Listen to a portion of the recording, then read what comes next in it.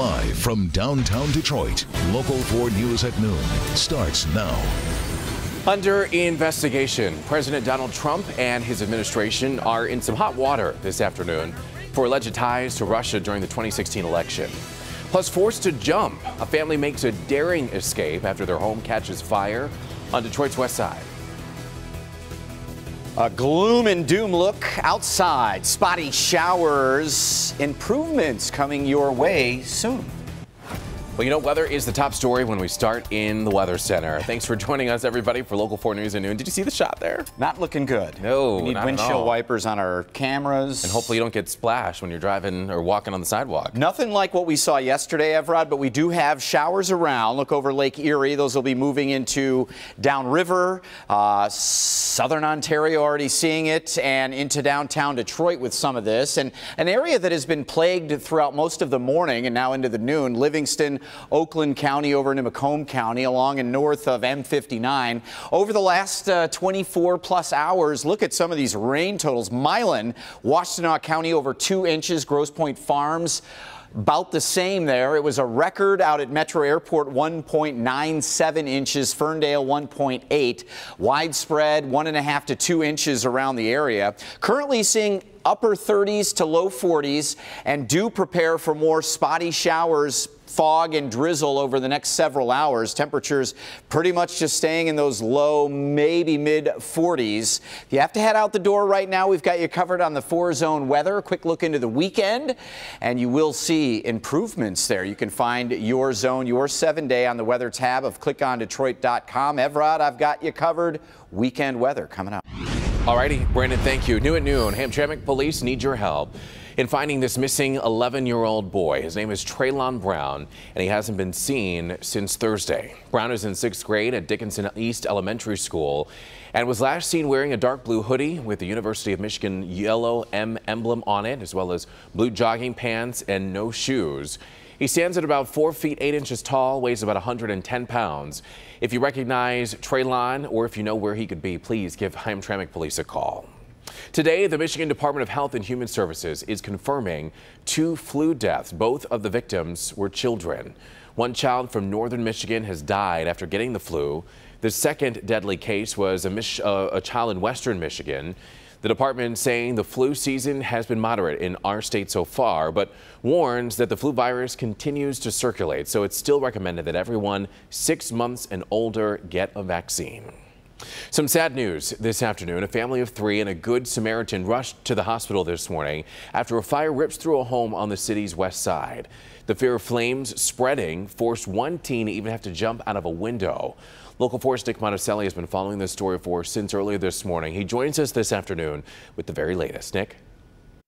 Good afternoon. You can see one of the gentlemen who lives here taking a break right now after he's been cleaning up the mess all morning long. And I know it doesn't look like it from the outside, but trust me, on the inside, the damage is extensive after this fire, a fire that trapped a 13-year-old. I was downstairs in the bedroom, and I heard him out there hollering. Joseph Harris says it's the rudest awakening he's ever had. The duplex he was staying at was on fire, and 5 people were inside. I see smoke, and I went to the top of the steps to see was anybody up there. Unfortunately, there was a 13-year-old boy trapped upstairs. I jumped over the fence on the side to the left right there. I seen him sitting in the windows. And I just told him to jump. They was hollering for him to jump. I told him to go ahead and jump, man. Understandably, though, he was afraid, and it took some coaching to get him to jump. Even 19-year-old Tiffany Oliver ran from across the street to help. And he was just standing on the window. He was like, I can't jump, I can't jump. Me and another neighbor was like, we got you. And we caught him. He jumped. He busted the window with his hand, and I mean, he landed on some glass and everything, but overall, I think he's gonna be okay. He is going to be okay, but was taken to the hospital for smoke inhalation, as was his 34-year-old mom and a 5-day-old baby. They're all expected to be fine. During the day, it's hard to imagine all that happened with so little damage on the outside, but the inside is pretty bad. Investigators say this fire likely started in the kitchen, and there is not anything suspicious about it. And considering that a 13-year-old boy was trapped, considering that there was a 5-day-old baby inside, I think they're going to count their blessings today. Yes, they've got to repair their home, but everyone is okay. On Detroit's west side, Nick Monticelli, Local 4. Alrighty, Nick, let's go to Waterford Township now, where a car crashes into a daycare center, killing the driver.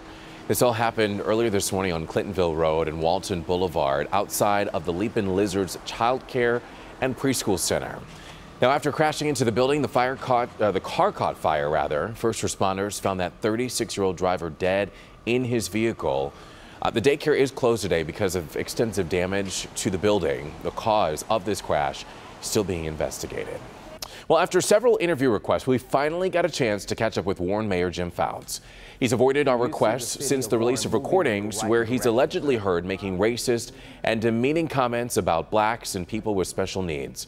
Fouts invited our Jermont Terry to speak with him about the State of the City address, and Jermont interviewed him about that address, but when asking Fouts about the recordings, the mayor wanted to end the interview quite abruptly.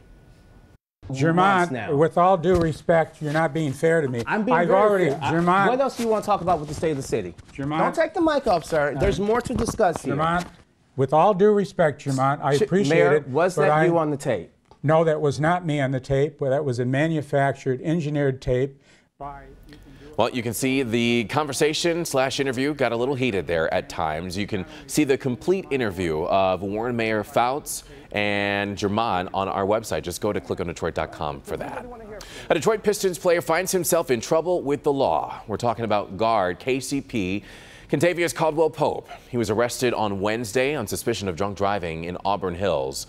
Police tell us that he was pulled over on Auburn Road near Squirrel Road for doing 45 in a 25 miles per hour zone.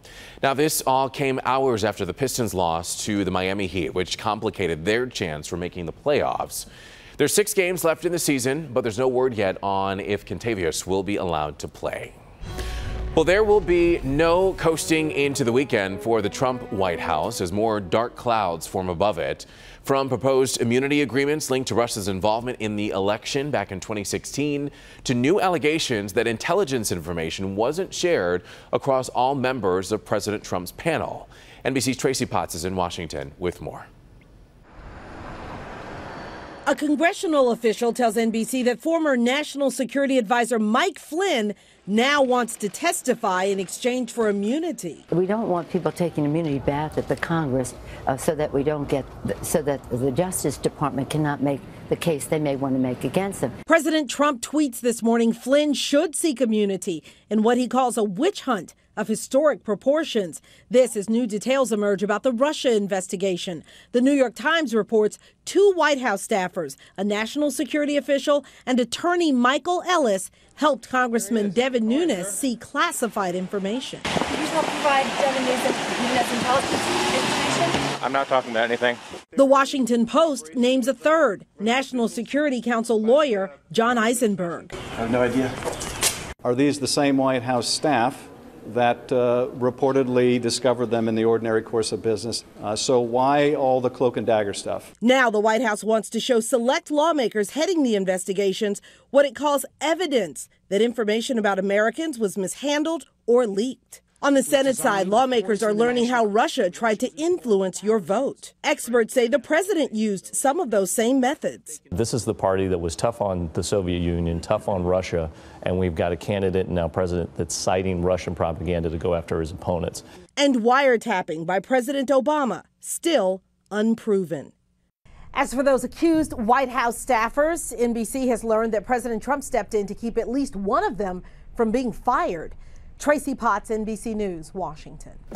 All right, next at noon, nearly 40 years after it was stolen, the FBI has retrieved a special piece of American history. Find out just how much it's worth today when we come back. Plus, big news coming out of SpaceX this afternoon. We'll tell you what the group managed to pull off without a hitch, in fact, while being the first ones in history to do so. And former Secretary of State Hillary Clinton making headlines for the annual event that she holds every single year. We'll tell you why she's passing out awards today in Georgetown. Welcome back. Kicking off today's headlines, the FBI has recovered a Rockwell painting 41 years after it was stolen. The oil on canvas piece was created back in 1919. It's sometimes called the Lazy Bones Boy Asleep with Ho. The FBI says the painting disappeared for years after it was taken during a break-in at a Philadelphia suburb home back in 1976. But then last year, its owner sold it for over $75. It's now believed to be worth more than $1 million. Turning our attention now to the nation's capital, where former Secretary of State Hillary Clinton is holding her annual awards show. The Hillary Rodham Clinton Awards will see the politician herself presenting 4 awards. She will then offer remarks on the role that women can play in international politics and peace-building efforts. This year's ceremony is being held at Georgetown University. The Cincinnati nightclub that was the scene of that deadly shooting will permanently be closing its doors today. You might remember one person was killed, 17 others injured when gunmen opened fire inside of the nightclub back on Sunday. Owners say Cameo was set to move in May, but in light of the shooting, they're going to be shutting down altogether. Police arrested 2 people on Thursday in connection to the shooting. The search for at least one more gunman continues. And huge flames and intense heat beneath an interstate in Atlanta caused a section of the highway to just collapse. This all happened Thursday during rush hour. Flames shot up through Interstate 85, one of Atlanta's busiest highways. That part of I-85 is now shut down in both directions, causing a major traffic headache for more than 250,000 commuters. Right now, fire officials are still investigating what could have caused this fire. Some exciting news this afternoon for SpaceX as they successfully launched a reused Falcon 9 rocket, and it's the first attempt of its kind in history. The rocket was launched on a mission for commercial satellite operator SES. It's the first of 6 planned launches this year involving pre-flown Falcon 9 rockets. Scientists are saying reusing rockets will help cut down on launch prices and allow for an aggressive launch schedule. Pretty cool. All right, still ahead, we are taking you to the box office, and there's also a cinema controversy. The biggest premiere of the weekend is accused of whitewashing, and we also are talking about this new animated movie for kids. So we're going to have a sneak peek for you at the box office coming up next. Brandon?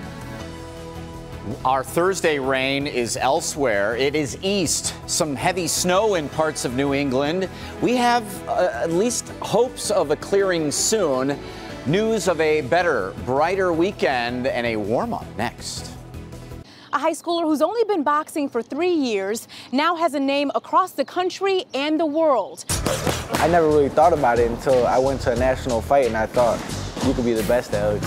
You could train yourself to be the best. Tonight at 11, meet Alejandro Wagner, a shy 18-year-old with a wicked left hook and gigantic dreams of Olympic glory.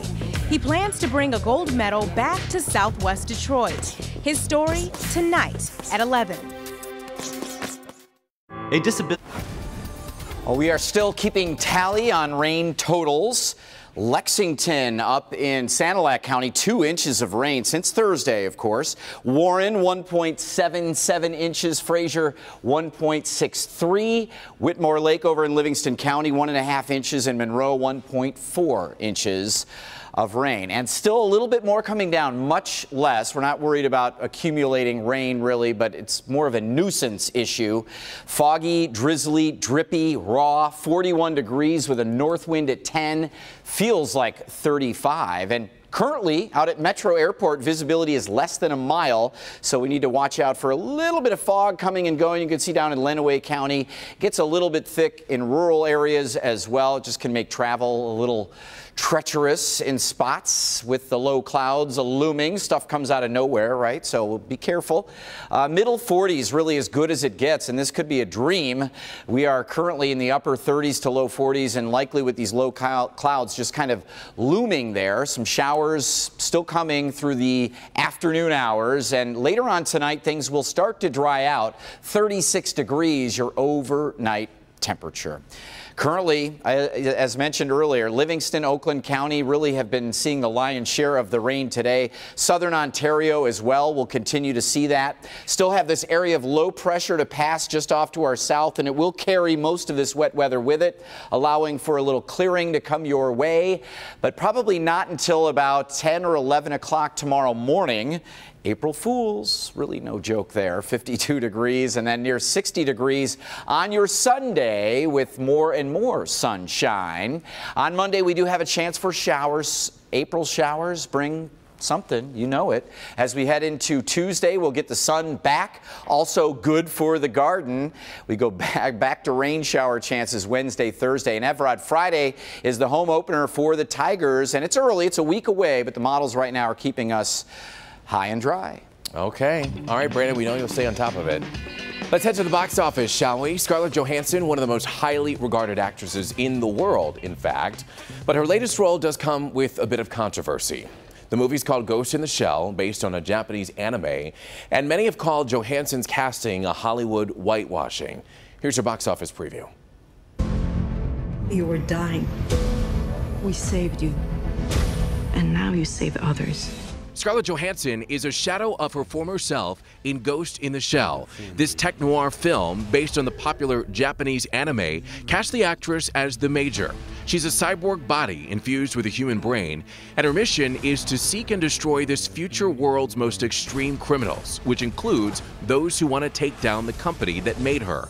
Ghost in the Shell is rated PG-13. We have room. We could hide them. The Animal Kingdom preserves humanity in The Zookeeper's Wife. Jessica Chastain stars in this real-life story about the owners of the Warsaw Zoo. But when Nazis invade Poland and take over the city, Chastain fights back by using the facility as a sanctuary for saving Jews. The Zookeeper's Wife is rated PG-13. We babies are having a crisis. Alec Baldwin is a tiny dictator in The Boss Baby. He's the voice of an animated Rugrat trying to keep his grown-up Savvy disguised in diapers. He's got a big brother who's none too pleased about the new arrival. But the sibling rivals agree to work together for the common goal of getting the toddler his freedom. The Boss Baby is rated PG. A lot of good movies. Make sure you go and see one this weekend. Still ahead here at noon, we're talking about this danger on the field and what had baseball players taking coverage during the game. Replay songs. All right, so it is Friday, which means that we're giving away something free here at Local 4. You can enter now for a chance to win 4 buffet passes to Mario's Italian restaurant for next Friday's opening day, and a 4-pack of tickets to The Curious Incident of the Dog in the Nighttime, which is going to be playing on May 2nd through the 14th at the Fisher Theater. If you'd like to enter, head on over to the contest page of clickondetroit.com. And finally, here's something that you don't really see very often, and hopefully it doesn't really happen on opening day, but it was at this baseball game. Players are forced to take cover because of this. In the 4th inning, bees took over. A boom microphone attached to the backstop at the Rockies-Padres game in Arizona. But it's in the 9th inning when things get a little bit crazy. A swarm of bees invade the field, stop the game for at least a short little while. Yeah, the players and umpires all lay flat on the field, as you saw there, until the bees went away. All right. Well, you've heard of angels in the outfield, right? It was bees in the infield. Just don't, you think of the arid Arizona climate. Bees all over the place. All righty. Well, have a great weekend, everybody. We hope to see you again on Monday. Don't get fooled tomorrow. It is April Fool's. Well, come up with a good one. That's what I say. It's going to be 90.